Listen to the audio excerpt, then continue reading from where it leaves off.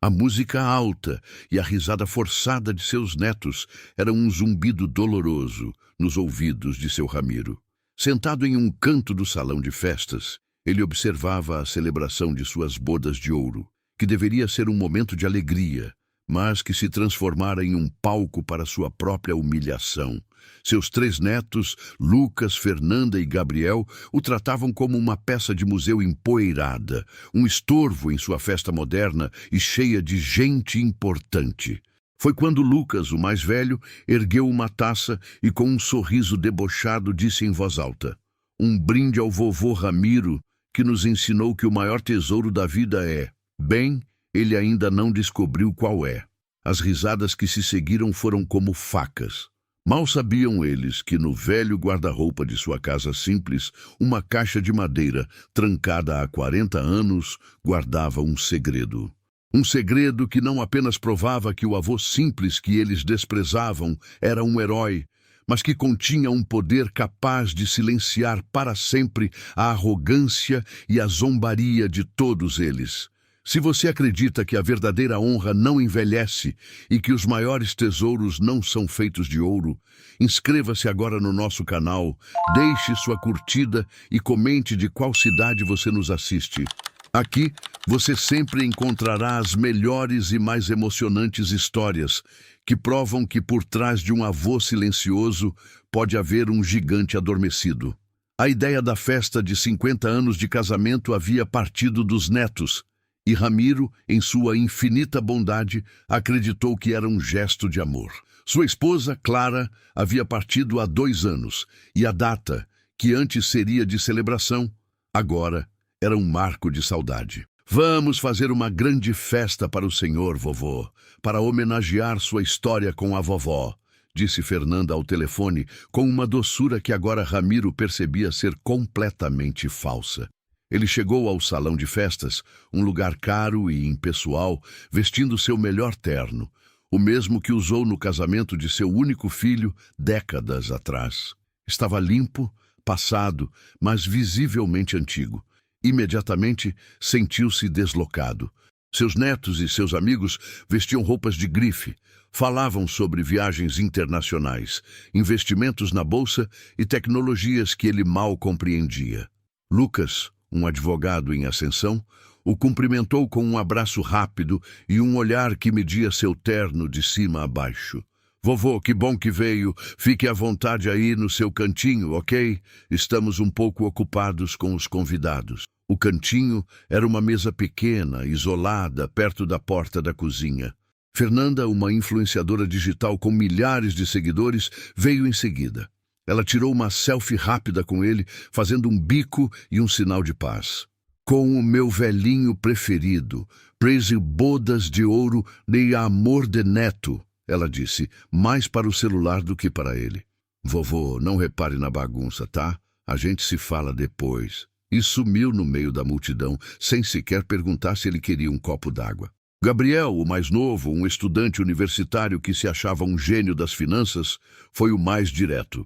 "E aí, vovô? Firmeza? Olha, sei que esse som não é muito a sua praia, mas tenta não dormir, beleza?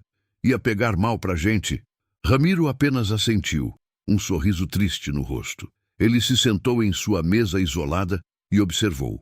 Viu seus netos circulando, rindo, recebendo os parabéns por uma festa que supostamente era para ele.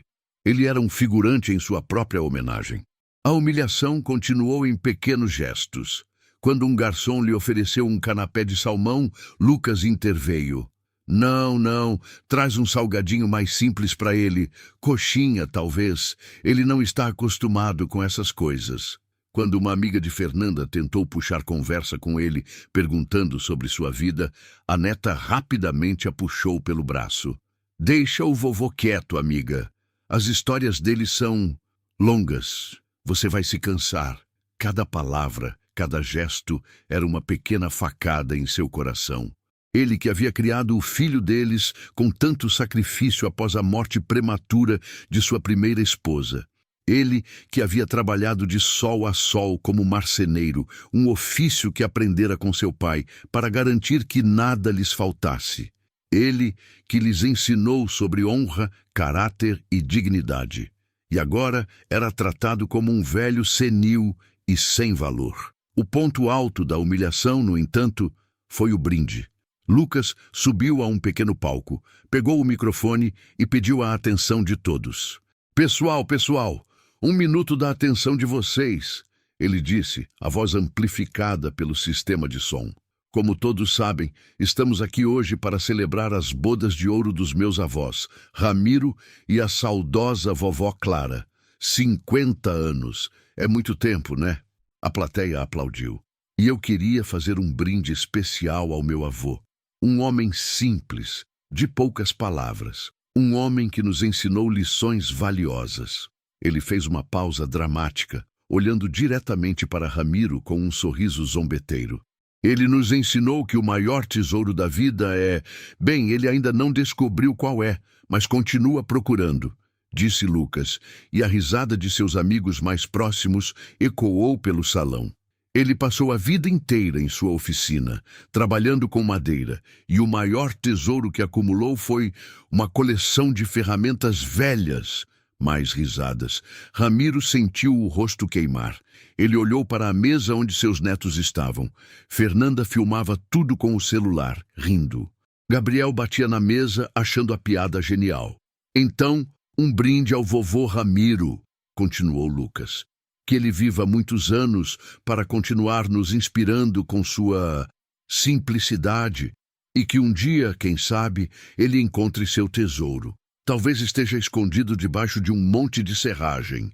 A humilhação foi pública, brutal e televisionada para as redes sociais de Fernanda. Ramiro queria se levantar e ir embora.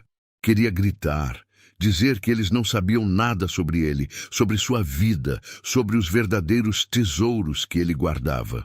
Mas ele não o fez. Apenas ficou ali, sentado, suportando a zombaria com a mesma dignidade silenciosa com que enfrentou todas as outras batalhas de sua vida. Ele respirou fundo e em sua mente uma imagem se formou.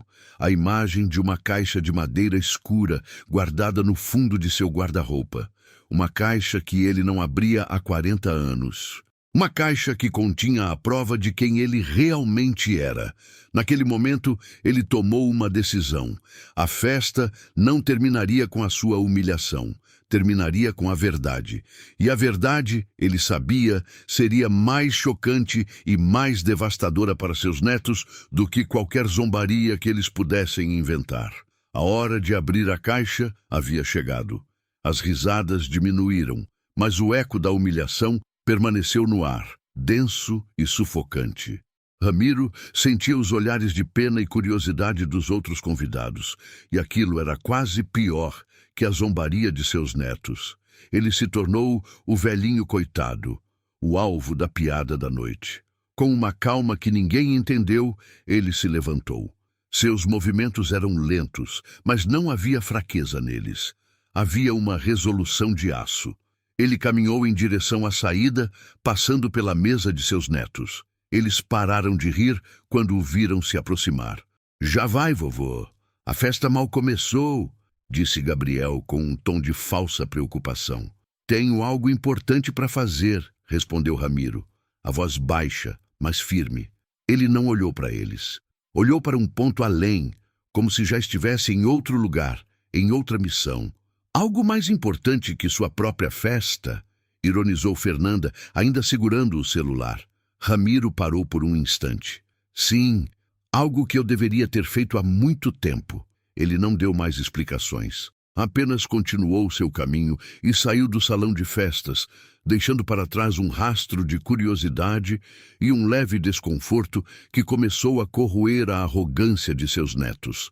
Do lado de fora, o ar frio da noite foi um alívio para seu rosto quente de vergonha. Ele não chamou um táxi ou um carro de aplicativo. Começou a caminhar. A caminhada de 3 quilômetros até sua casa simples no bairro Operário seria o tempo que ele precisava para colocar os pensamentos em ordem. Cada passo na calçada era uma lembrança. Ele lembrava do sacrifício de sua falecida Clara, que vendia doces na rua para ajudar a pagar os estudos de seu filho, o pai daqueles 3 que agora zombavam dele. Lembrava das noites em claro que passou em sua oficina, terminando uma encomenda extra para poder comprar o primeiro par de sapatos de marca que Lucas tanto queria. Lembrava de ter vendido seu carro antigo, sua única posse de valor na época, para pagar a festa de 15 anos de Fernanda, um evento que ela agora provavelmente nem lembrava. O amor, ele pensou, era uma via de mão única. Você dá, e às vezes não recebe nada em troca. Mas não era o amor que o movia agora. Era a honra de sua história, a memória de Clara e o respeito por um passado que seus netos desconheciam e desprezavam. Ao chegar em sua rua, as luzes das casas vizinhas já estavam se apagando. Sua casa era a menor e mais simples da quadra, mas era seu castelo, um lugar construído com suas próprias mãos. O cheiro de madeira e verniz que vinha de sua oficina nos fundos era o perfume de sua vida. Ele entrou em casa e não acendeu a luz da sala. Foi direto para o quarto. O velho guarda-roupa de embuia, a primeira peça de mobiliário que ele construiu quando se casou com Clara, estava ali, sólido e silencioso. Ele abriu a porta da esquerda, que sempre rangia um pouco. O cheiro de naftalina e de tempo guardado o envolveu. No fundo do guarda-roupa, sob pilhas de lençóis de linho que Clara havia bordado, estava ela. A caixa. Não era grande, mas era pesada, feita de jacarandá maciço, com entalhes discretos nas laterais e um fecho de latão que o tempo havia escurecido. Ele a colocou sobre a cama com um cuidado reverente. A poeira de 40 anos cobria sua superfície. Ele passou a mão, limpando o pó, e as memórias vieram com força total. Lembrou-se do dia em que a guardou ali. Tinha 35 anos. Seu filho era apenas um menino. O Brasil vivia sob um regime duro, e ele havia tomado uma decisão que mudaria sua vida para sempre. Uma decisão que o forçou a enterrar uma parte de si mesmo, a esconder sua verdadeira história para proteger sua família. Ramiro, você tem certeza disso? Clara havia perguntado, os olhos cheios de preocupação. É perigoso. E se descobrirem? É mais perigoso não fazer nada, meu amor, ele havia respondido. Algumas coisas são maiores que o nosso medo. Ele havia trancado a caixa e feito uma promessa a si mesmo. Só a abriria novamente se a honra de sua família ou de sua pátria estivesse em jogo. Por 40 anos, a caixa permaneceu ali, um segredo adormecido. E agora, a honra de sua história, a memória de sua esposa, o respeito por sua própria vida, tudo havia sido jogado na lama pela zombaria de seus netos. A hora havia chegado. A caixa não tinha chave. O segredo para abri-la era um mecanismo que ele mesmo havia construído. Uma combinação de pequenos movimentos nos entalhes da madeira. Um quebra-cabeça que apenas ele conhecia. Suas mãos, que seus netos viam como calosas e sujas de serragem, moveram-se com a precisão de um relojoeiro. Um clique, um deslize, outro clique. A tampa se abriu com um suspiro suave, liberando o ar que estava preso ali por 4 décadas. O que havia dentro não era ouro ou joias, eram documentos, fotos e um único objeto enrolado em um pedaço de veludo azul. Ramiro pegou o objeto primeiro, desenrolou o veludo com mãos trêmulas, e ali estava ela, uma medalha. Mas não era uma medalha qualquer.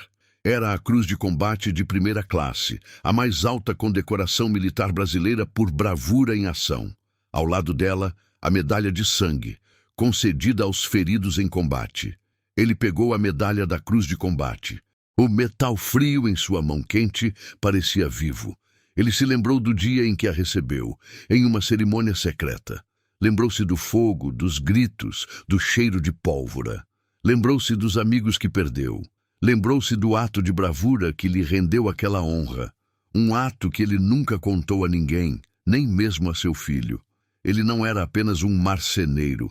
Ele era um herói de guerra, um veterano de uma unidade de operações especiais cuja existência era, na época, um segredo de Estado. Ele colocou as medalhas de lado e começou a olhar os outros itens. Havia fotos dele, jovem, fardado, ao lado de outros soldados. Havia cartas de seus superiores elogiando sua coragem e liderança. E havia um documento, o mais importante de todos. Um título de propriedade. Mas não era um título comum.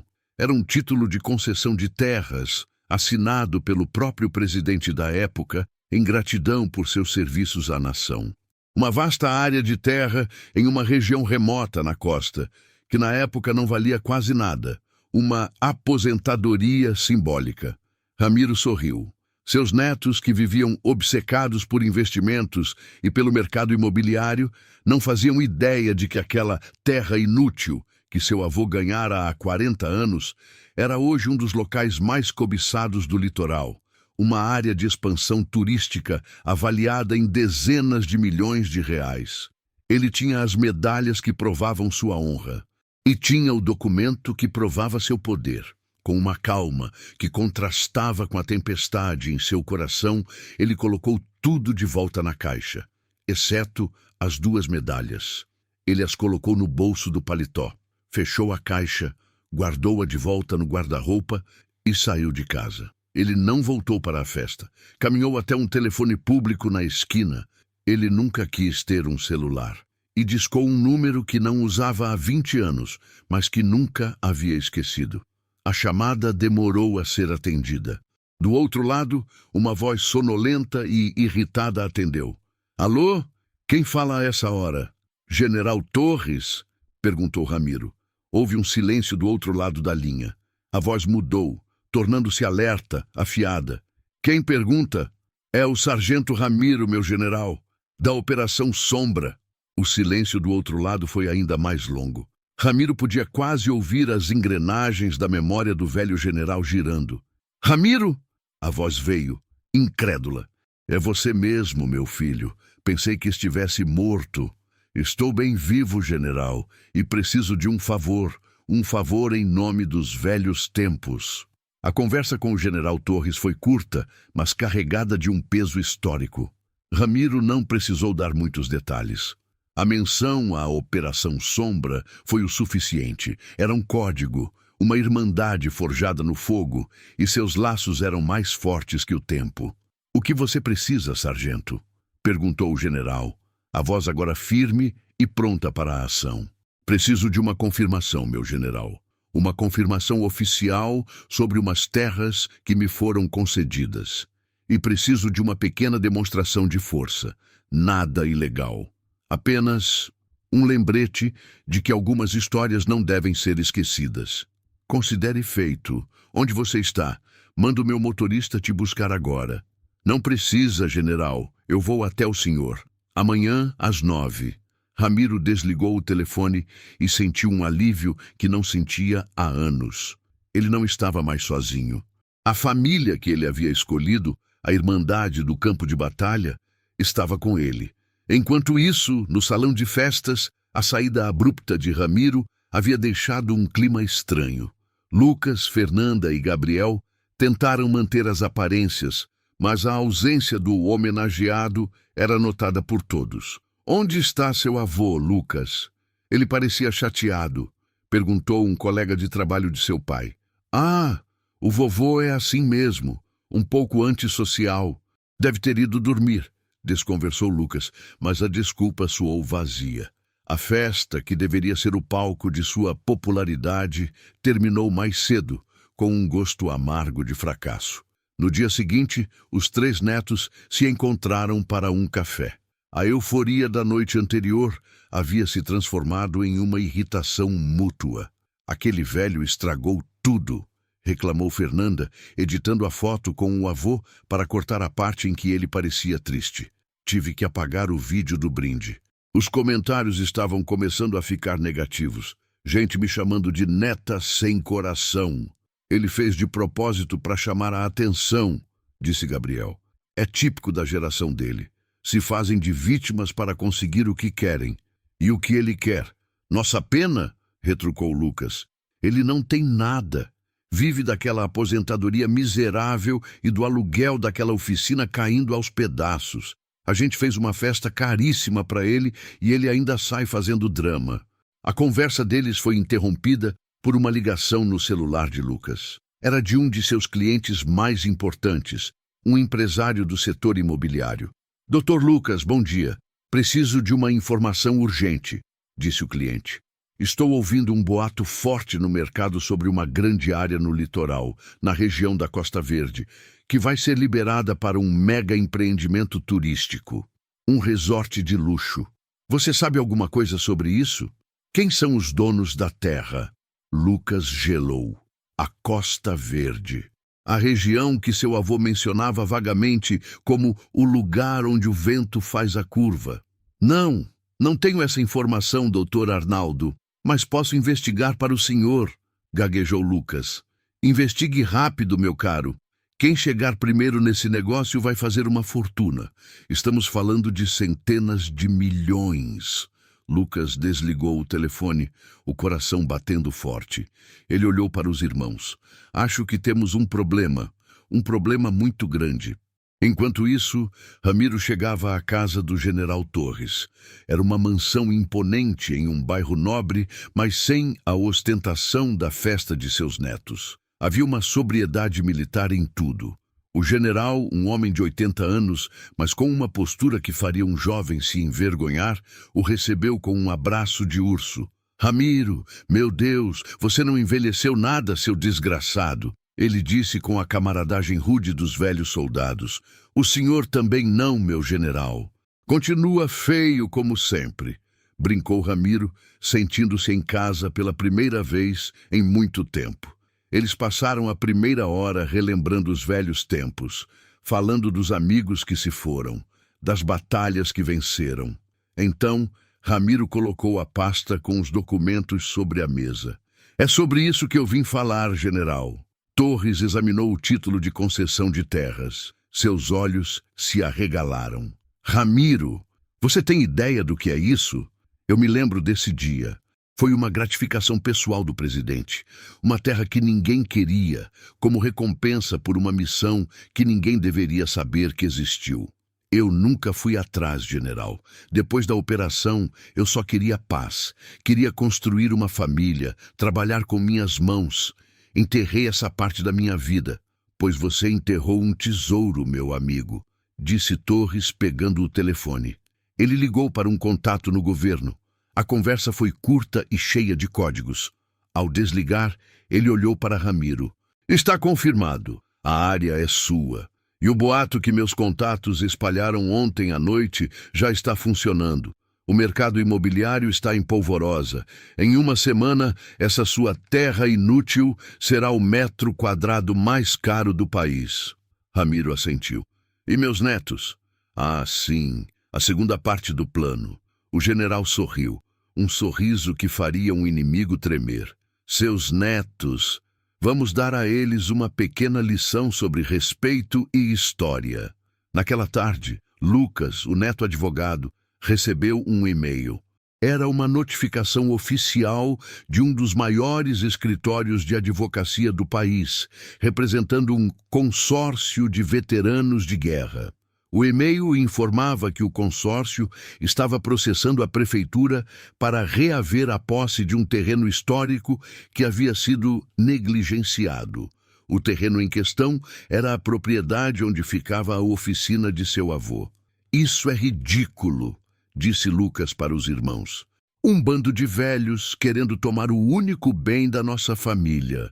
O vovô vai ter que vender aquilo para pagar as dívidas da festa. Ele respondeu ao e-mail de forma arrogante, dizendo que seus clientes, ele se referia à própria família, não abririam mão da propriedade e que estavam prontos para uma batalha legal.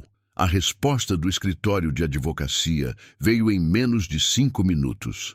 Prezado Dr. Lucas, talvez o senhor não tenha compreendido. Não estamos pedindo o terreno. Estamos informando que vamos retomá-lo. A propriedade foi cedida ao seu avô em regime de comodato e o contrato prevê a devolução em caso de conduta desonrosa por parte dos herdeiros. Acreditamos que a humilhação pública de um herói de guerra condecorado, como a que ocorreu na festa de bodas de ouro, se enquadra perfeitamente nesta cláusula. Passar bem. Lucas leu o e-mail 1, 2, 3 vezes. Herói de guerra, condecorado, comodato, conduta desonrosa. As palavras dançavam em sua frente sem fazer sentido. Do que eles estão falando? Perguntou Fernanda, lendo a mensagem por cima do ombro dele. O vovô, um herói de guerra. Ele é um marceneiro. Deve haver um engano. Eles devem estar confundindo nosso avô com outra pessoa, disse Gabriel. Mas um medo frio começou a se instalar. A arrogância deles começou a dar lugar a uma dúvida incômoda. E se eles não conhecessem o avô de verdade? Enquanto isso, Ramiro e o general Torres observavam a primeira fase do plano se desenrolar com a precisão de uma operação militar. Eles morderam a isca, disse Torres, satisfeito. Agora, vamos para a fase 2, a isca principal. Na manhã seguinte, o Dr. Arnaldo, o cliente de Lucas, ligou novamente, a voz cheia de urgência. Lucas, você não vai acreditar. Descobri quem é o dono das terras na Costa Verde. É um veterano de guerra anônimo. O governo está mantendo o nome em sigilo, mas meus contatos me garantiram que é um herói esquecido. E ele está procurando um representante legal, alguém discreto, para negociar a venda. Lucas, esta é a chance da sua vida. Se você conseguir esse cliente, você se torna o advogado mais poderoso do estado. Use seus contatos. Descubra quem é esse homem. Lucas desligou o telefone, a mente a 1000 por hora. Um herói de guerra anônimo. Um terreno que valia centenas de milhões. E um processo sobre um avô que, de repente, também era um suposto herói de guerra. As peças do quebra-cabeça começaram a se encaixar de uma forma aterrorizante. Não pode ser, ele sussurrou para si mesmo. Não pode ser ele. A ganância lutava contra a incredulidade. A possibilidade de conseguir o maior negócio de sua vida o impelia para a frente, enquanto uma voz em sua cabeça gritava que ele estava caminhando para uma armadilha. Mas a ganância, como sempre, falou mais alto. Ele precisava descobrir a verdade, e ele sabia exatamente a quem perguntar. A mente de Lucas trabalhava em alta velocidade, conectando os pontos de uma forma que o deixava cada vez mais apavorado e, ao mesmo tempo, fascinado. A ligação sobre o terreno na Costa Verde, o e-mail do consórcio de veteranos, a menção a um herói de guerra. Tudo parecia girar em torno de uma figura que ele sempre considerou insignificante, seu próprio avô. Ele convocou uma reunião de emergência com os irmãos. O encontro não foi em um café da moda, mas na antiga oficina de marcenaria de Ramiro, o lugar que eles tanto desprezavam. O cheiro de madeira e poeira parecia zombar de seus ternos caros e de sua ansiedade crescente. Eu acho que estamos com um problema muito sério, disse Lucas, mostrando a eles o e-mail e relatando a conversa sobre o terreno milionário. Tudo parece levar ao vovô. Isso é impossível, Lucas, retrucou Fernanda, andando impacientemente pelo chão coberto de serragem. O vovô? Um herói? O homem passou a vida lixando madeira. A única guerra que ele lutou foi contra os cupins. E o terreno na Costa Verde?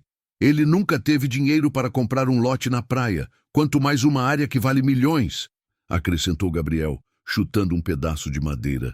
Eu sei que parece loucura, insistiu Lucas, mas as coincidências são muitas. Precisamos descobrir a verdade. Precisamos investigar o passado dele. O que a gente realmente sabe sobre a vida do vovô antes de ele se casar com a vovó Clara? A pergunta pairou no ar, e a resposta foi um silêncio constrangedor. Eles não sabiam nada. Para eles, a história do avô começava e terminava naquela oficina. O pai deve saber de alguma coisa, sugeriu Fernanda. Ele sempre foi mais próximo do vovô. O pai deles, Ricardo, era um homem amargurado que vivia em outra cidade. A relação com os filhos era distante, baseada em telefonemas curtos e visitas protocolares. Mas diante do desespero, ele era a única fonte de informação que tinham. Lucas fez a ligação. A conversa foi tensa. Pai, precisamos saber sobre o passado do vovô. A juventude dele. Ele já foi do exército? Do outro lado da linha, Ricardo riu, um som seco e sem humor. Seu avô? No exército? Aquele homem não mataria uma mosca.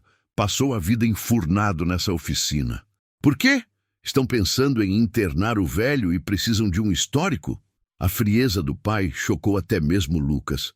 Não, pai, é para um trabalho da faculdade do Gabriel, sobre história da família. Que perda de tempo, resmungou Ricardo. Olha, a única coisa que sei é que ele era um marceneiro. Fim da história. Agora, se me dão licença, tenho mais o que fazer. E desligou. A pista do pai havia sido um beco sem saída. Eles estavam sozinhos. E agora? Perguntou Gabriel. Agora, a gente faz o que eu faço de melhor, disse Lucas, a determinação de advogado tomando conta. A gente investiga. Vamos revirar a casa dele. Tem que haver alguma coisa. Uma foto, um documento, qualquer coisa que nos diga quem ele realmente é. Naquela noite, usando a chave que ainda tinham, os 3 netos entraram na casa simples de Ramiro. A sensação era de invasão, de profanação. A casa estava impecavelmente limpa, organizada. O cheiro de lavanda que a avó Clara usava ainda pairava no ar. Eles começaram a procurar. Gavetas, armários, caixas de sapato, encontraram álbuns de fotos, mas todos mostravam a mesma história que conheciam. O casamento, o nascimento do filho, festas de aniversário, a vida de um homem comum. Não tem nada aqui, disse Fernanda, frustrada após 1 hora de busca. Só fotos de família e contas velhas. Tem que ter alguma coisa, insistiu Lucas. Ele foi até o quarto do avô. O guarda-roupa de embuia, maciço e antigo, dominava o ambiente. Ele começou a revirar as roupas, as pilhas de lençóis. Foi Gabriel quem notou algo estranho. Lucas, olha isso. O fundo deste guarda-roupa parece falso. Ele bateu na madeira do fundo. O som era oco. Juntos, eles forçaram a placa de madeira que se soltou, revelando um compartimento secreto. E dentro do compartimento estava a caixa. O coração dos 3 disparou. Era uma caixa de madeira escura, pesada, com um fecho de latão. Estava trancada. É isso, sussurrou Lucas. O segredo dele está aqui dentro. Eles levaram a caixa para a sala, a adrenalina pulsando. Tentaram abri-la, forçaram o fecho, usaram uma faca. Mas a caixa, construída pelas mãos de um mestre marceneiro, não cedia. Precisamos arrombá-la, disse Gabriel, pegando um martelo na cozinha. Não, seu idiota! Vai destruir o que tem dentro! Gritou Lucas. Precisamos de um chaveiro. Alguém que possa abrir sem danificar. Enquanto os netos se desesperavam para abrir a caixa, Ramiro estava em outro mundo. Na biblioteca particular do General Torres, ele se reunia com uma equipe de advogados, arquitetos e investidores. Sobre a mesa, mapas gigantes da Costa Verde estavam abertos. O potencial é ilimitado, Ramiro, dizia um dos investidores. Podemos construir um complexo hoteleiro de luxo, um condomínio ecológico, uma marina. O valor pode chegar a R$500 milhão em 10 anos. Ramiro olhava para os mapas, mas não via números. Via uma oportunidade. Eu não quero um resort de luxo, ele disse, surpreendendo a todos.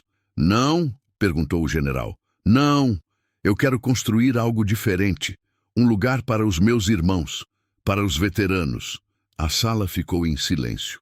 Muitos dos nossos homens, general, voltaram daquela operação e nunca mais se ajustaram, continuou Ramiro, a voz embargada. Perderam-se, foram esquecidos.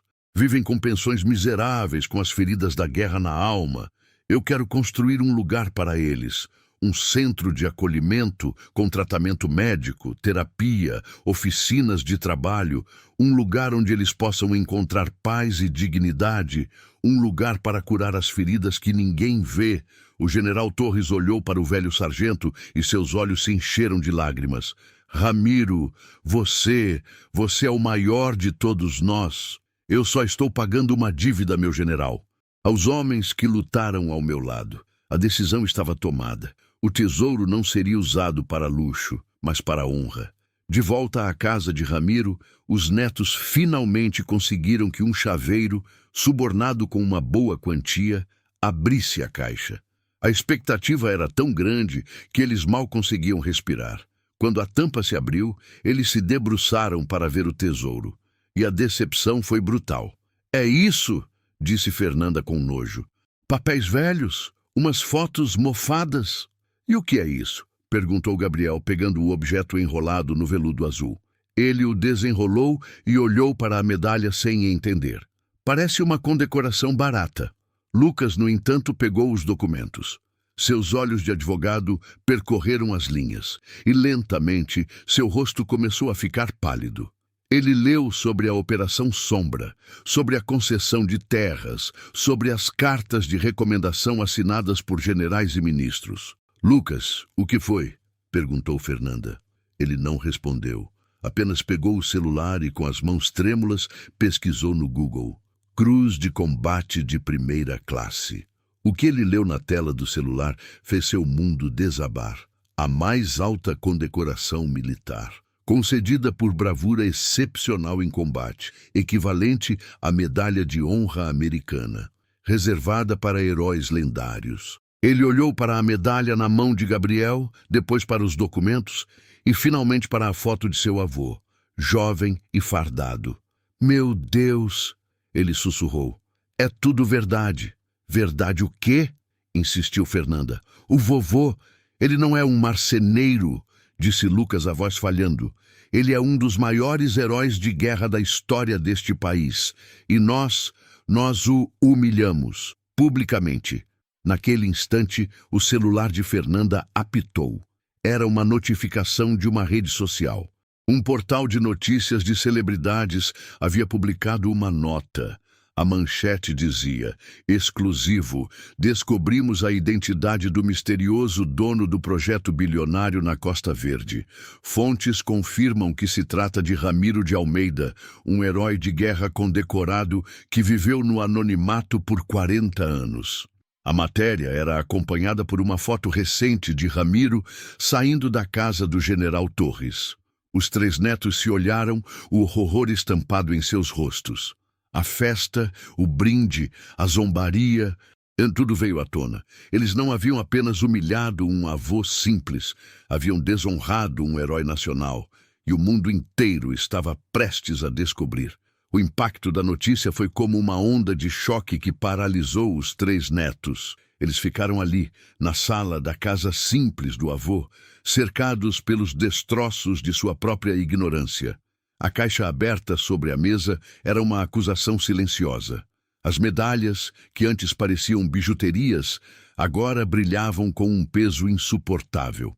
"O que a gente fez?", sussurrou Fernanda, largando o celular como se ele queimasse. O vídeo do brinde, ainda está no meu backup, se alguém encontrar." "Apaga!", gritou Lucas, o pânico transformando sua arrogância em medo puro. "Apaga tudo, agora!" Mas era tarde demais. A internet não perdoa e não esquece. Alguém, um dos convidados da festa talvez, já havia compartilhado o vídeo da humilhação.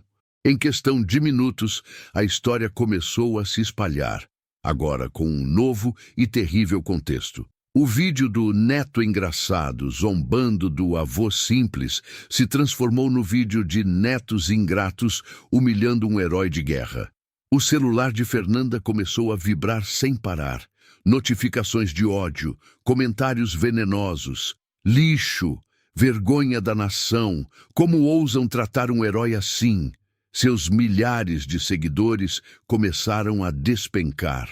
As marcas que a patrocinavam começaram a enviar e-mails, cancelando contratos. Sua carreira de influenciadora digital estava implodindo em tempo real. Gabriel, o gênio das finanças, viu seu mundo desmoronar de outra forma. Seus colegas de faculdade começaram a compartilhar a notícia nos grupos de WhatsApp. Ei, não é o seu avô? Cara, que mancada! Ele, que se gabava de sua inteligência e de sua família bem-sucedida, agora era o neto do herói que ele mesmo havia desprezado. A vergonha era paralisante. Mas para Lucas, o advogado, as consequências eram ainda mais concretas e aterrorizantes. Seu telefone tocou. Era o sócio sênior de seu escritório. Lucas, que história é essa que está circulando? A voz do chefe era glacial. Um vídeo seu humilhando um veterano de guerra? E agora descubro que este veterano é o cliente bilionário que todo o mercado está caçando? Você está louco? Dr. Martins, eu posso explicar. Eu não sabia, gaguejou Lucas. Não saber não é uma desculpa. É uma prova de sua incompetência e de sua falta de caráter. Você desonrou este escritório. A OAB já está recebendo denúncias. Considere-se suspenso e reze para não ser expulso da ordem. A ligação terminou. Lucas sentou no chão, a cabeça entre as mãos. Em menos de uma hora, ele havia perdido a reputação, a carreira e possivelmente sua licença para advogar. A gente precisa consertar isso, disse ele, levantando-se com um desespero febril. A gente precisa ir até o vovô, pedir perdão, de joelhos se for preciso. Você acha que ele vai nos perdoar? Choramingou Fernanda. Depois do que fizemos, ele tem que perdoar, ele é nosso avô. Gritou Lucas, e ele é a única pessoa que pode nos salvar agora. Se ele fizer uma declaração pública dizendo que foi tudo um mal-entendido, talvez a gente consiga reverter isso. Movidos pelo pânico e pelo mais puro egoísmo, eles correram para seus carros. A missão não era se redimir, mas controlar os danos, salvar a própria pele. Eles chegaram à mansão do general Torres e foram barrados no portão por seguranças armados. Queremos falar com o senhor Ramiro de Almeida, exigiu Lucas. O senhor Ramiro não está recebendo visitas, respondeu o segurança impassível. Mas nós somos os netos dele, gritou Fernanda. O segurança sorriu, um sorriso frio que não chegou aos olhos. Ele sabe, a ordem é especificamente para vocês. A humilhação de serem barrados na porta, tratados como ameaças, foi a primeira dose do remédio amargo que eles mesmos haviam receitado ao avô. Enquanto isso, dentro da mansão, Ramiro assistia a tudo por um monitor de segurança. Ao seu lado, o general Torres tomava um copo de uísque. Eles são rápidos, eu admito, comentou o general. O desespero é um grande motivador. Eles não estão arrependidos, general. Estão com medo, disse Ramiro, com uma tristeza profunda. Ainda não entenderam nada. Eles vão entender, meu amigo. A lição está apenas começando. O telefone do general tocou. Era o ministro da Defesa. General Torres, que história é essa sobre o sargento Ramiro? O presidente quer recebê-lo em Brasília. Queremos fazer uma cerimônia de desagravo, uma homenagem nacional. O homem é uma lenda viva. Precisamos corrigir essa injustiça histórica. Será uma honra, senhor ministro. Informarei o sargento, respondeu Torres, desligando o telefone com um sorriso vitorioso. Ele se virou para Ramiro. Prepare seu terno, meu amigo. Você vai a Brasília. A notícia da homenagem presidencial se espalhou como fogo. A história de Ramiro agora não era mais um escândalo de rede social. Era uma questão de Estado. A nação havia redescoberto um de seus heróis esquecidos e a comoção era imensa. Para os netos, cada notícia era um novo prego em seu caixão social. Eles estavam sendo julgados em praça pública e o veredito era unânime: culpa. Desesperados, eles tentaram uma última cartada. Foram até a casa do pai, Ricardo, na esperança de que ele pudesse interceder. Encontraram-no bebendo, o rosto amargurado de sempre. — O que vocês querem aqui? Vieram rir da minha cara também? Ele rosnou. — Pai, o senhor precisa nos ajudar, implorou Lucas, contando toda a história. Ricardo ouviu em silêncio. Quando terminaram, ele deu uma longa golada em seu copo e começou a rir. Uma risada alta, amarga, cheia de dor. Herói de guerra, ele disse, balançando a cabeça. Meu pai, um herói, e eu passei a vida inteira o tratando como um fracassado. Eu o culpei por minha mãe ter partido cedo. O culpei por nossa pobreza. O culpei por tudo. Ele olhou para os filhos com um desprezo que os fez recuar. Vocês não são diferentes de mim. São piores. Eu o desprezei em silêncio. Vocês o humilharam em público. Vocês merecem tudo o que está acontecendo. Mas o Senhor é nosso Pai. Tem que nos ajudar, chorou Fernanda. Ajudar? Ele riu de novo. Eu não consigo nem ajudar a mim mesmo. Seu avô, ele tentou se aproximar de mim a vida inteira. E eu o empurrei. Agora eu entendo. Aquele silêncio dele, aquele olhar distante, ele carregava um mundo nas costas. E nós só jogamos mais peso. Ele se levantou e foi até a porta. Vão embora. Eu não tenho nada para oferecer a vocês. A única pessoa que pode salvá-los é o homem que vocês destruíram. E honestamente, eu espero que ele não o faça. Expulsos pelo próprio pai, os 3 netos se viram completamente sozinhos. A fortuna que cobiçavam estava fora de alcance. Suas reputações estavam em ruínas e a única porta para a redenção estava trancada. A armadilha que Ramiro e o general haviam montado era mais sutil e mais cruel do que eles poderiam imaginar. Não era uma armadilha legal ou financeira. Era uma armadilha moral. Eles não estavam sendo processados na justiça dos homens, mas no tribunal da opinião pública e de suas próprias consciências. E essa era uma condenação da qual não havia como escapar.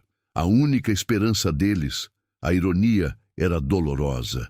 Era um ato de misericórdia do avô que eles haviam tratado como lixo.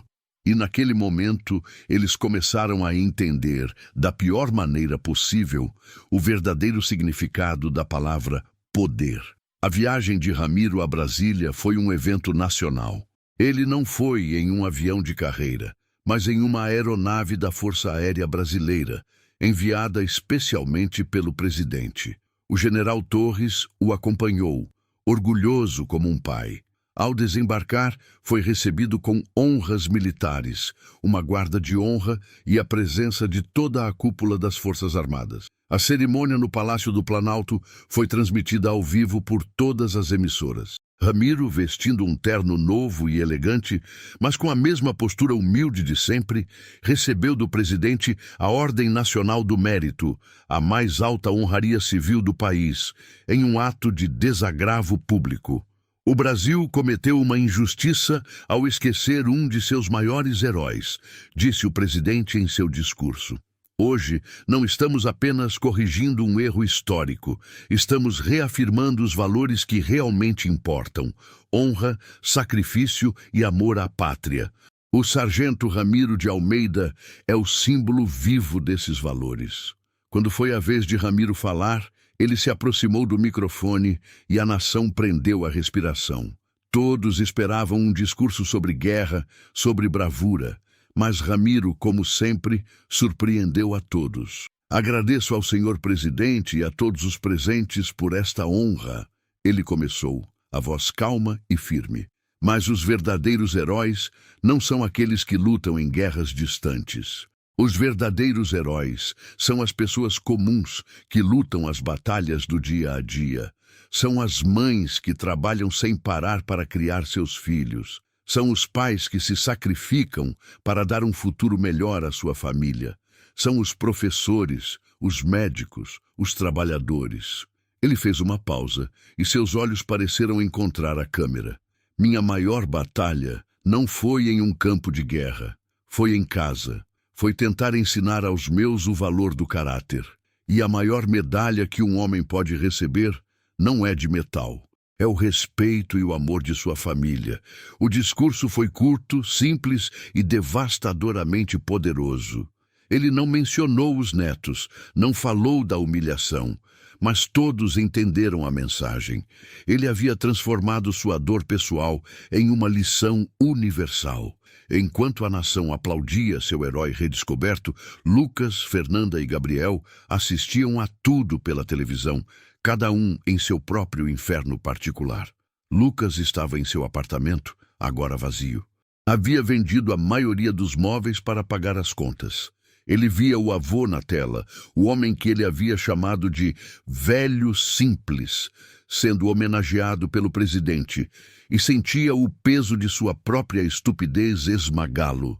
A carreira que ele tanto valorizava estava acabada. O respeito que ele tanto buscava agora era dado ao homem que ele desprezou. Fernanda estava trancada em seu quarto. Seu celular, antes uma fonte de validação e alegria, agora era uma arma de tortura. A cada minuto, uma nova mensagem de ódio, um novo meme com seu rosto chorando. Ela que vivia da imagem, agora tinha sua imagem destruída para sempre. Ela olhou para o avô na TV, para sua dignidade, sua calma, e pela primeira vez sentiu uma pontada de algo que não era medo ou vergonha. Era admiração. Gabriel estava no campus da universidade, mas não na sala de aula. Estava escondido na biblioteca, tentando evitar os olhares e os sussurros. Ele, que se achava um gênio, agora se sentia o maior dos tolos. Ele abriu seu notebook e, em vez de olhar para gráficos da Bolsa de Valores, começou a pesquisar sobre a história militar do Brasil, sobre as operações secretas, sobre os homens como seu avô. Ele começou a entender que o mundo era muito maior e mais complexo do que sua visão limitada de lucro e perda. A homenagem em Brasília foi o ponto de virada. Ramiro não era mais apenas uma vítima, ele era um ícone. E seus netos não eram mais apenas jovens arrogantes. Eram os vilões de uma história nacional. Após a cerimônia, Ramiro teve uma reunião privada com o presidente e o general Torres. "Sargento, o que o senhor pretende fazer com as terras na Costa Verde?" perguntou o presidente. "O país inteiro está curioso. Senhor presidente, com sua permissão, eu gostaria de doar a maior parte delas", respondeu Ramiro. A sala ficou em silêncio. "Doar?" repetiu o presidente incrédulo. "Sim. Quero que 90% da área seja transformada em um parque nacional de preservação ambiental. Um lugar intocado para as futuras gerações. Um legado de vida, não de concreto", explicou Ramiro. "E os 10% restantes eu gostaria de usar para construir o centro de acolhimento para veteranos que planejei." O presidente olhou para o general Torres e depois de volta para Ramiro, visivelmente emocionado. "Sargento, a cada minuto que passo em sua presença, mais eu entendo porque o senhor é um herói. Sua generosidade é tão grande quanto sua bravura. O governo não apenas apoiará seu projeto, como o financiará integralmente. Considere o centro de acolhimento uma prioridade nacional." A notícia da doação das terras e da criação do centro para veteranos explodiu na mídia, elevando Ramiro a um patamar quase mítico. Ele não era apenas um herói de guerra, era um filantropo, um estadista, um homem de visão. Para os netos, essa notícia foi o golpe de misericórdia. A fortuna que eles, em sua ganância, haviam indiretamente revelado ao mundo, agora estava sendo doada. O dinheiro, o grande motor de suas vidas, havia escorrido por entre seus dedos. Foi Fernanda quem quebrou primeiro. Ela não aguentava mais o isolamento, o ódio online, a vergonha. Em um ato de desespero, ela fez algo que nunca havia feito antes. Ela foi até a oficina de marcenaria do avô. O lugar estava fechado, empoeirado. Ela se sentou na calçada, o mesmo lugar onde o avô provavelmente se sentou muitas vezes para descansar. E chorou. Chorou por horas. Um choro de arrependimento genuíno, não de medo. Um vizinho a viu ali. Um senhor que conhecia Ramiro há décadas e ligou para o general Torres. "General, a neta do Ramiro está aqui na frente da oficina, chorando sem parar. Parece que vai desabar." O general informou Ramiro que estava em uma reunião de planejamento para o centro de veteranos. "O que devo fazer, general?" perguntou Ramiro, o coração dividido. "A decisão é sua, meu amigo. A guerra acabou. Agora é uma questão de paz." Ramiro pensou por um longo momento. Ele se lembrou de Fernanda pequena, de como ela adorava sentar em seu colo enquanto ele lixava um pedaço de madeira. Lembrou-se de seu sorriso, de sua alegria, antes que o mundo a transformasse em alguém que ele não reconhecia. Ele pegou o telefone e ligou para o vizinho. "Seu antenor, por favor, diga à minha neta que estou indo para casa. Diga a ela para me esperar na oficina." Aquele seria o primeiro encontro, o primeiro passo em um caminho longo e incerto de reconciliação. A batalha pela honra havia terminado. A batalha pelo perdão estava apenas começando. Ramiro não foi para a oficina em um carro oficial. Dispensou o motorista e pegou um ônibus comum, o mesmo que pegou durante toda a sua vida.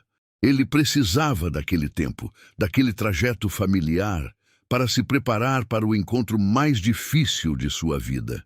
Ao descer no ponto de sempre, viu de longe a silhueta de Fernanda, sentada na calçada em frente à sua oficina.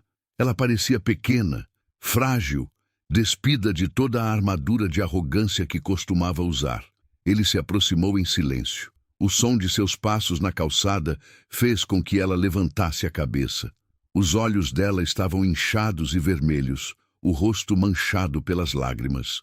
Ao vê-lo, ela não disse nada. Apenas se levantou e ficou ali, parada, esperando o julgamento. "Vamos entrar", disse Ramiro, a voz suave.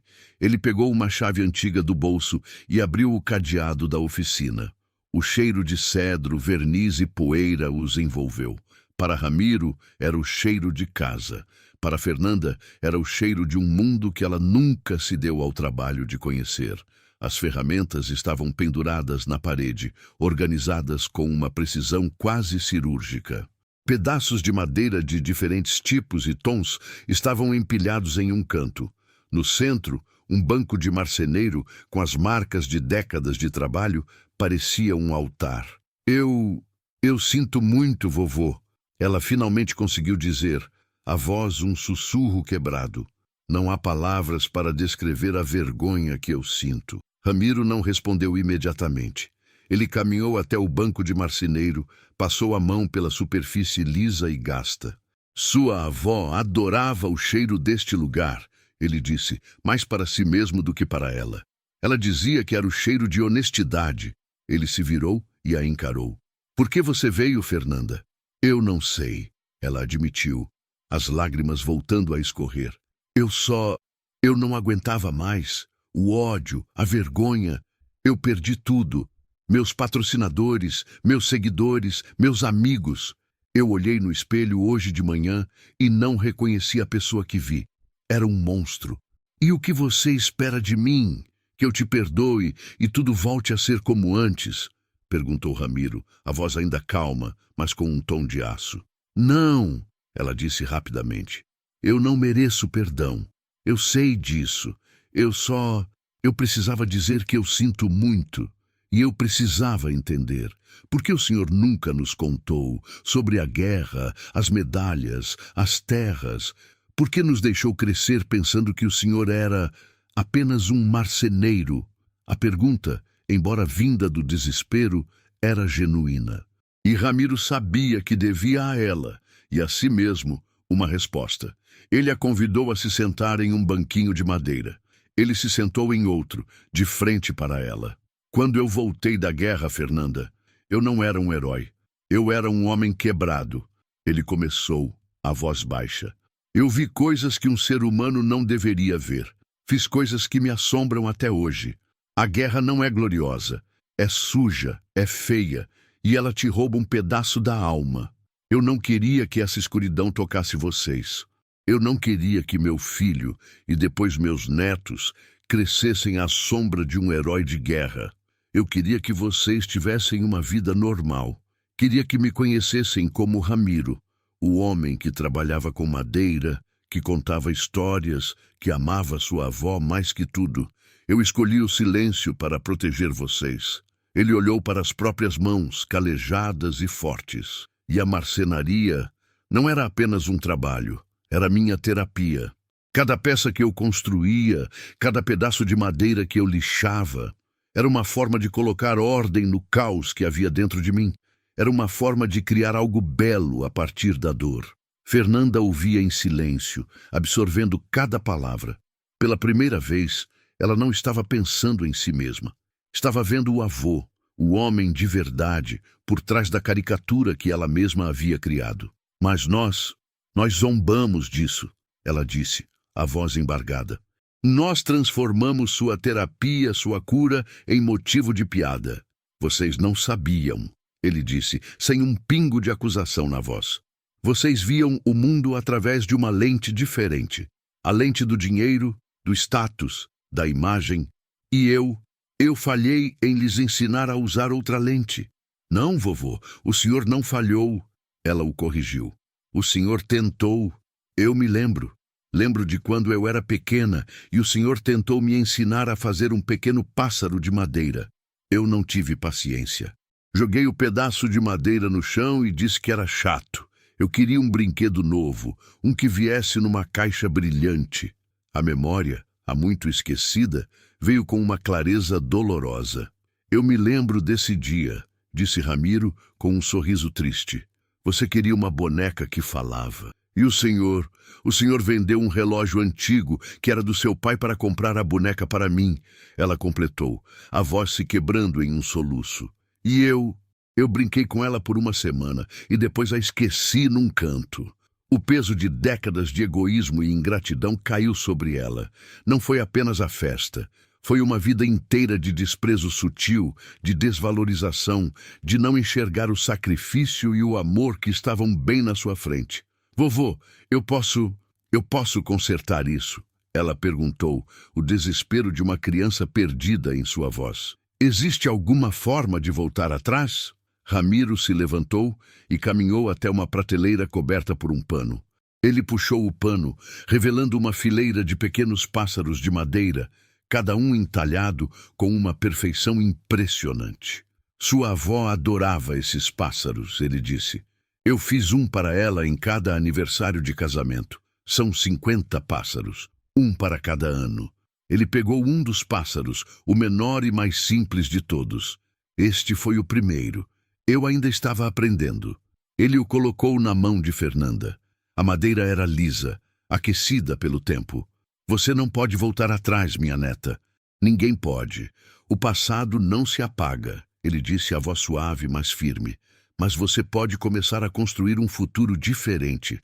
Não com palavras, não com pedidos de perdão, mas com ações, com pequenas ações todos os dias. Ele olhou nos olhos dela. Honra, Fernanda, não é uma medalha que você pendura na parede. É o que você faz quando ninguém está olhando. É escolher o caminho certo, mesmo quando é o mais difícil. É tratar as pessoas com respeito, não pelo que elas têm, mas pelo que elas são. Eu não sei como fazer isso, ela admitiu, sentindo-se completamente perdida. Você aprende, ele disse. Assim como se aprende a entalhar madeira. Começa com um pedaço bruto. E com paciência, com dedicação, com muitas farpas no dedo, você começa a dar forma a algo novo, algo que tenha valor de verdade. Ele apontou para um banquinho vago ao lado de sua bancada de trabalho. O primeiro passo é ter a humildade de admitir que não sabe. E o segundo é estar disposto a aprender. Fernanda olhou para o banquinho, depois para o avô. Aquele convite era mais do que uma lição de marcenaria. Era uma porta para um novo começo, para uma redenção que ela teria que construir com as próprias mãos, uma farpa de cada vez. Ela caminhou até o banquinho e se sentou. Por onde eu começo, vovô? Ela perguntou, a voz ainda trêmula, mas com uma nova luz em seus olhos. Ramiro pegou um pequeno bloco de madeira e uma ferramenta de entalhe. Ele sorriu, um sorriso genuíno, pela primeira vez desde que a festa havia começado. Você começa aprendendo a lixar, com cuidado, na direção certa, até a superfície ficar lisa e pronta para receber uma nova forma. E naquela oficina empoeirada, longe das câmeras e dos holofotes, a verdadeira reconstrução começou. Não de uma carreira ou de uma imagem pública, mas de uma alma. Enquanto Fernanda passava seus dias na oficina, aprendendo a arte da paciência e da humildade, Lucas e Gabriel estavam em um tipo diferente de inferno. A notícia de que a irmã havia virado a casaca e estava brincando de pobre com o avô chegou a eles como um insulto final. "Ela enlouqueceu!" gritava Lucas ao telefone para Gabriel. "Em vez de nos ajudar a encontrar uma solução, a consertar nossa imagem, ela vai se esconder naquela oficina imunda. Está posando de arrependida para tentar pegar uma fatia maior do dinheiro do velho." A mente de Lucas, treinada para ver segundas intenções em tudo, era incapaz de compreender um ato de arrependimento genuíno. Para ele, tudo era um jogo de poder, e Fernanda estava fazendo a jogada errada. Gabriel, por sua vez, estava afundado em sua própria crise. A universidade, que antes era seu palco, tornou-se um campo minado. Ele mudou de curso, abandonando as finanças e migrando para a história, em uma tentativa desesperada de entender o mundo que seu avô representava. Passava os dias na biblioteca, não lendo sobre ações, mas sobre batalhas, sobre honra, sobre os homens que construíram a nação que ele só conhecia pelos feriados. Ele não procurou o avô. A vergonha o paralisava. Como poderia olhar nos olhos do homem cuja história ele havia ridicularizado sem sequer conhecê-la? Enquanto os netos lidavam com os destroços de suas vidas, Ramiro estava mais ativo do que nunca. As reuniões para a construção do Centro de Acolhimento para Veteranos, na Costa Verde, aconteciam diariamente. O projeto, que ele batizou de Recanto da Honra, era grandioso.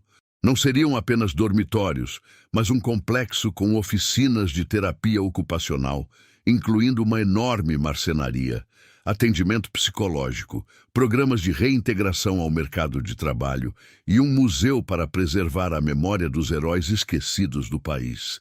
A imprensa seguia cada passo do projeto. Ramiro, o marceneiro herói, tornou-se uma figura amada nacionalmente. Sua simplicidade, sua sabedoria e sua generosidade contrastavam brutalmente com a imagem de seus netos, que se tornaram o símbolo da ingratidão e da superficialidade de uma geração. Foi durante uma dessas reuniões que o general Torres trouxe uma notícia inesperada. "Ramiro, recebemos uma carta de um advogado representando seu neto, Lucas." Ramiro suspirou. "O que ele quer agora? Dinheiro?" "Pior", disse o general com uma expressão de nojo. "Ele está entrando com uma ação. Ele alega que você está sofrendo de estresse pós-traumático e delírios de grandeza, devido à sua idade e ao seu passado de guerra. Ele está pedindo sua interdição judicial para que ele, como seu único parente lúcido, possa administrar seus bens e proteger você de si mesmo." A audácia do neto era inacreditável. Mesmo depois de tudo, ele ainda acreditava que poderia vencer no tapetão, usando a lei como uma arma para conseguir o que a ganância desejava. "Ele quer o controle do projeto do Recanto", disse Ramiro, a voz fria. "Ele quer o dinheiro." "Ele não vai conseguir", disse Torres, furioso. "Vou colocar os melhores advogados do país para esmagar esse moleque." "Não, general", disse Ramiro, surpreendendo a todos mais uma vez. "Não vamos lutar com advogados, vamos lutar com a verdade." Ele se virou para Fernanda, que estava em um canto da sala, lixando um pequeno pedaço de madeira com uma concentração que ele nunca vira nela. Ela havia se tornado sua assistente silenciosa, aprendendo não apenas o ofício, mas também a ouvir. "Fernanda, minha neta", ele chamou. Ela levantou a cabeça, os olhos apreensivos. "Seu irmão está tentando me interditar, me chamar de louco. Ele vai usar a lei para tentar provar que não sou capaz de tomar minhas próprias decisões", explicou Ramiro.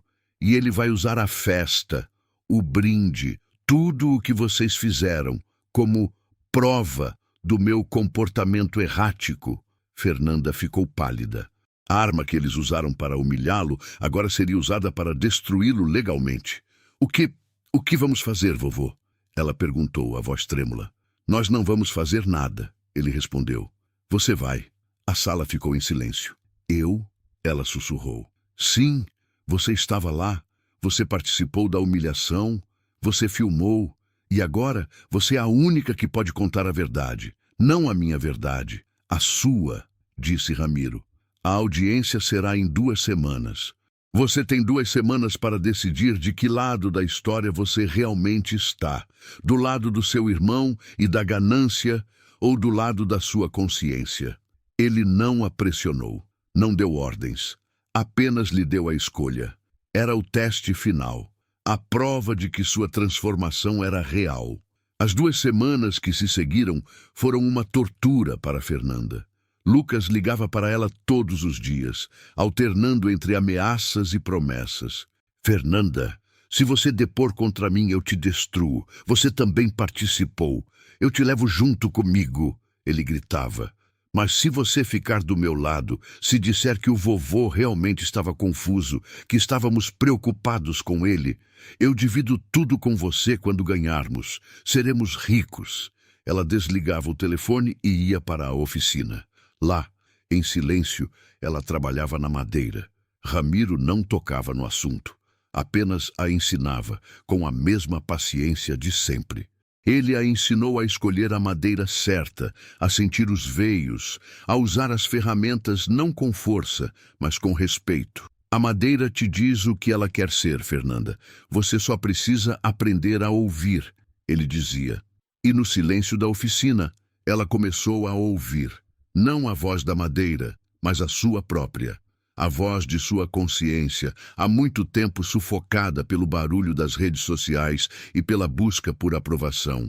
Na noite anterior à audiência, ela terminou sua primeira peça. Era um pequeno pássaro de madeira, imperfeito, com as asas um pouco tortas, mas feito com suas próprias mãos. Ela o levou até o avô, que estava sentado na varanda, olhando as estrelas. Não está perfeito, vovô, ela disse, entregando o pássaro a ele.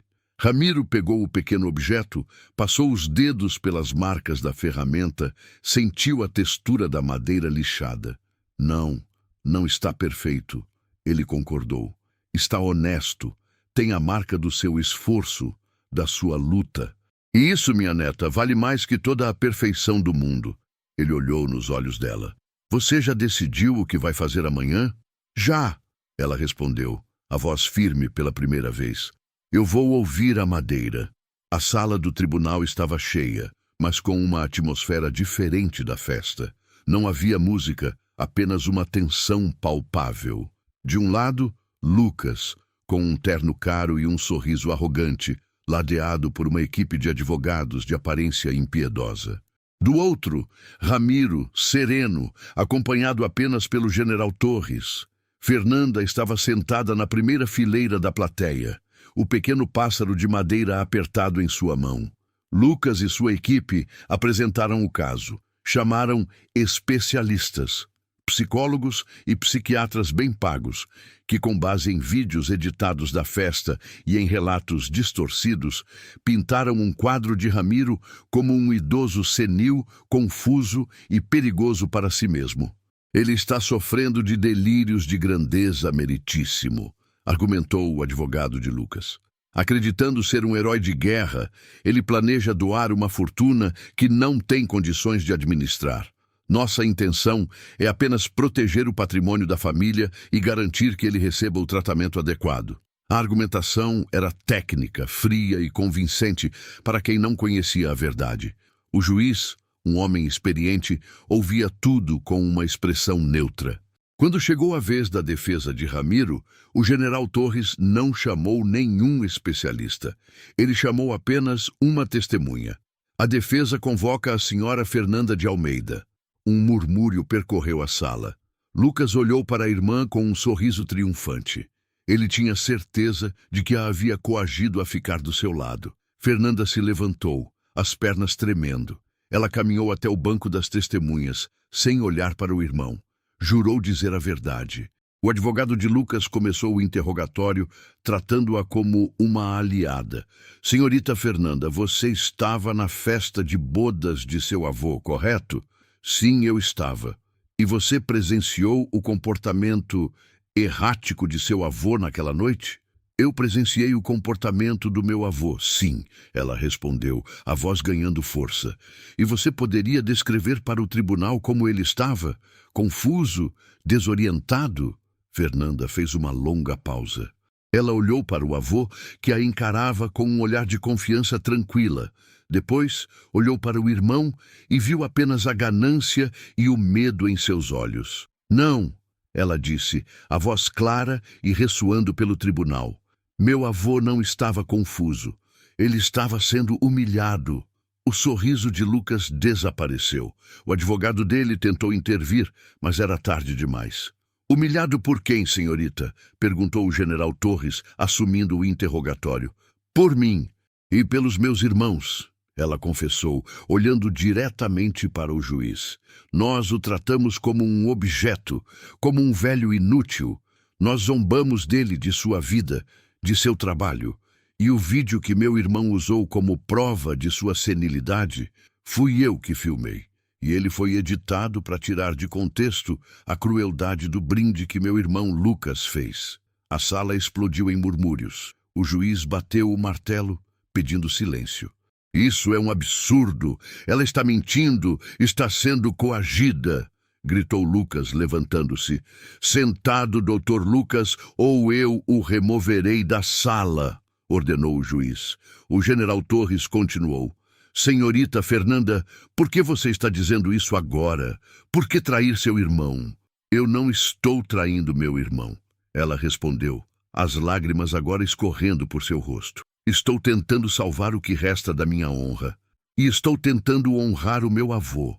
O homem que meu irmão chama de louco é, na verdade, a pessoa mais sã e digna que eu conheço. Ela se virou para o juiz.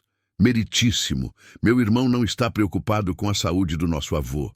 Ele está preocupado com o dinheiro. Ele descobriu que nosso avô é dono de terras que valem milhões e ele quer o controle.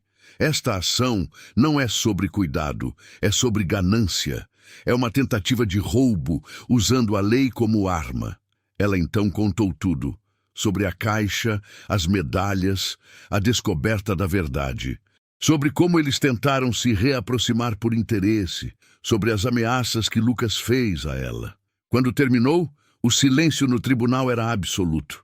O caso de Lucas havia desmoronado. O juiz olhou para ele com um desprezo evidente.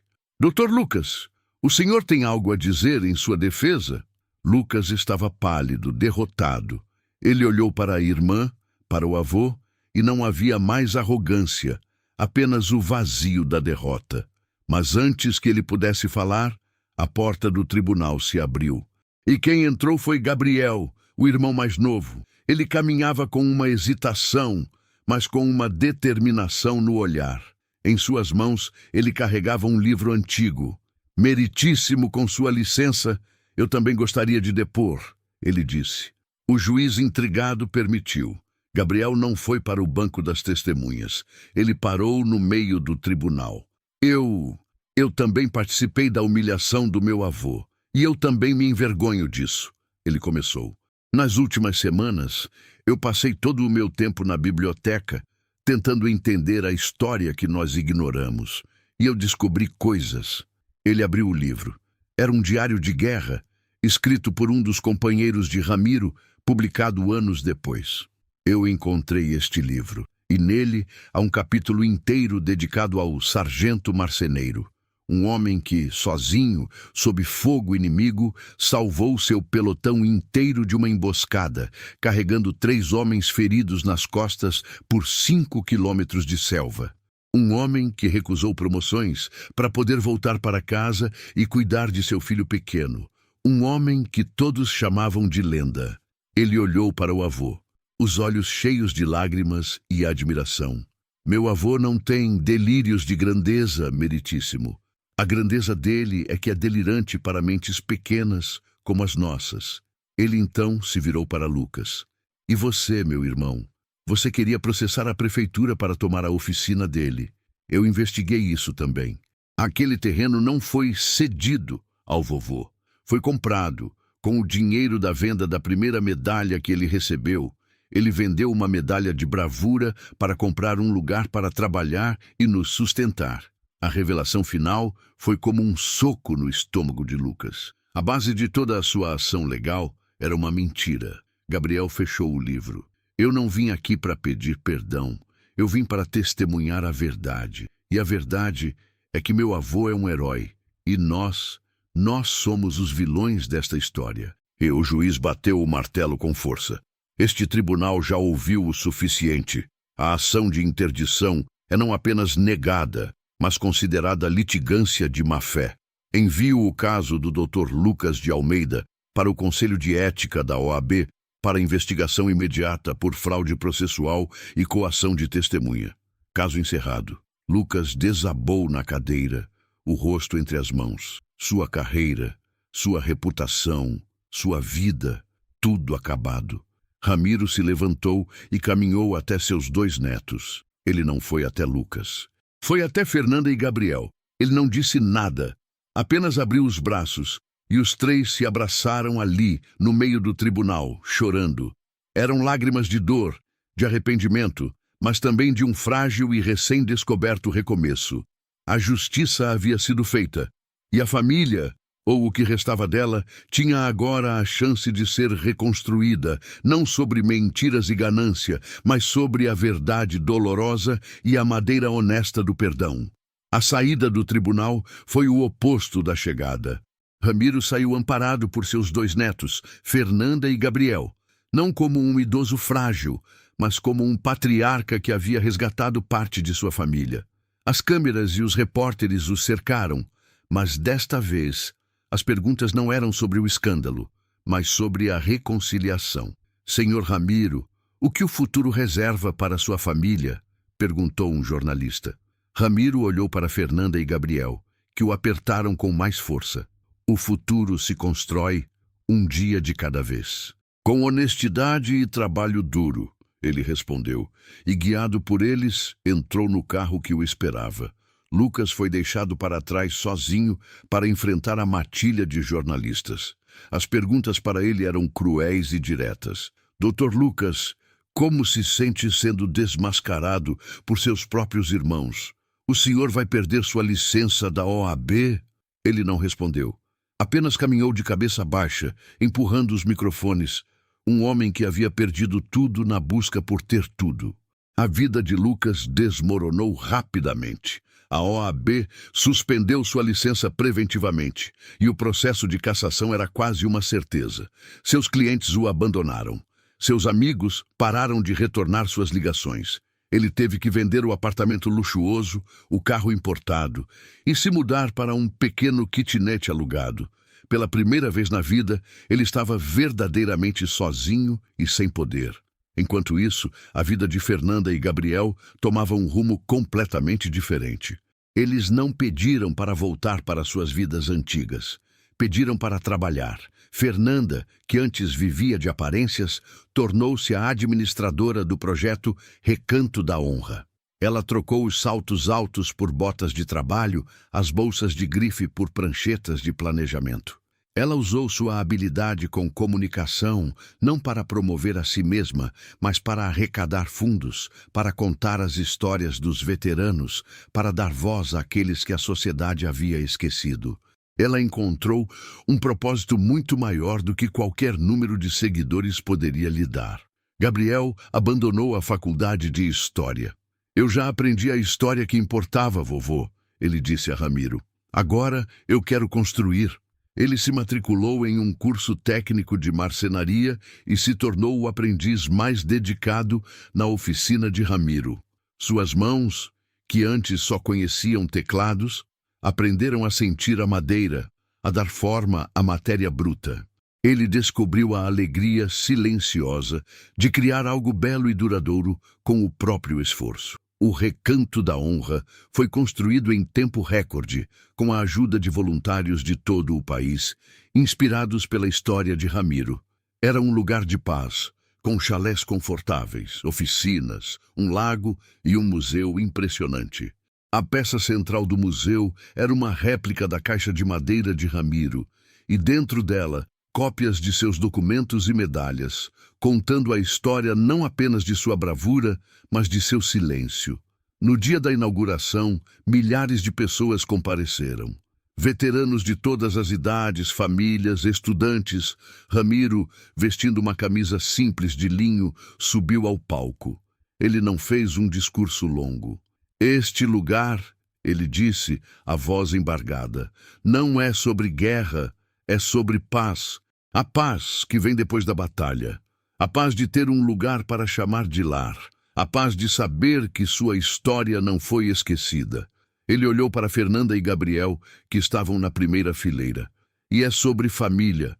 A família que a gente herda e a família que a gente reconstrói. Às vezes as peças se quebram, mas com paciência, com trabalho e com amor, é sempre possível colar os cacos. A peça nunca mais será a mesma, mas pode se tornar ainda mais forte e mais bonita, justamente por causa das marcas. Um ano depois da inauguração, Ramiro estava em sua oficina, ensinando um grupo de veteranos a entalhar pequenos pássaros de madeira. O som das ferramentas e as risadas preenchiam o ar. Gabriel agora era um instrutor, ajudando o avô. A porta se abriu e uma figura hesitou na entrada.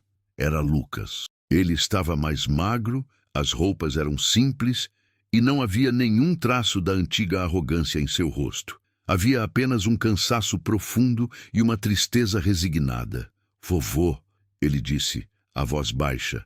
Ramiro parou o que estava fazendo. Os outros veteranos se calaram, sentindo a tensão. Eu não vim pedir dinheiro. Eu não vim pedir perdão, disse Lucas, olhando para as próprias mãos. Eu perdi tudo, e eu mereci. Eu passei o último ano trabalhando como ajudante de pedreiro, carregando saco de cimento, quebrando parede, e cada calo na minha mão, cada dor nas minhas costas, me fez pensar no Senhor. Me fez pensar em como o Senhor fez isso a vida inteira, sem nunca reclamar. Ele levantou os olhos. E pela primeira vez, Ramiro viu um vislumbre de arrependimento genuíno.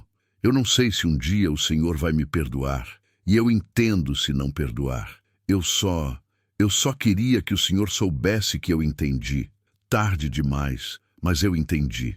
Ele se virou para ir embora sem esperar uma resposta. Lucas, chamou Ramiro. Ele parou de costas. A cerca dos fundos do recanto precisa de reparos. O trabalho é pesado e o pagamento é pouco, disse Ramiro. O turno começa às 6 da manhã. Se você quiser o trabalho, a vaga é sua. Lucas não se virou. Ramiro não pôde ver seu rosto, mas viu seus ombros tremerem. Após um longo silêncio, ele apenas assentiu com a cabeça e saiu. Não era um abraço, não era uma reconciliação, mas era uma chance. Uma pequena, difícil e honesta chance de recomeçar, não do topo, mas do único lugar onde a verdadeira reconstrução é possível, do chão. Ramiro voltou ao seu trabalho, pegou um pequeno bloco de madeira e começou a entalhar. Ele sorriu. A caixa, que guardou seu passado por 40 anos, havia cumprido sua missão.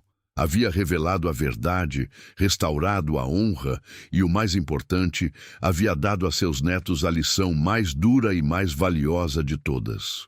A lição de que o maior tesouro não é o que se encontra em uma caixa, mas o que se constrói com as próprias mãos e com um coração honesto. Fim da história. Se a jornada de seu Ramiro te mostrou que a verdadeira honra é um tesouro que o tempo não pode apagar e que o respeito se constrói com caráter, não com dinheiro, então deixe sua curtida para que esta mensagem de dignidade e redenção se espalhe. E se você ama histórias que nos inspiram a sermos melhores, inscreva-se agora no nosso canal e comente abaixo de qual cidade você está assistindo. Adoramos saber até onde nossas histórias chegam. Na tela, estou deixando outro vídeo emocionante que eu sei que você vai adorar. Nos vemos na próxima história.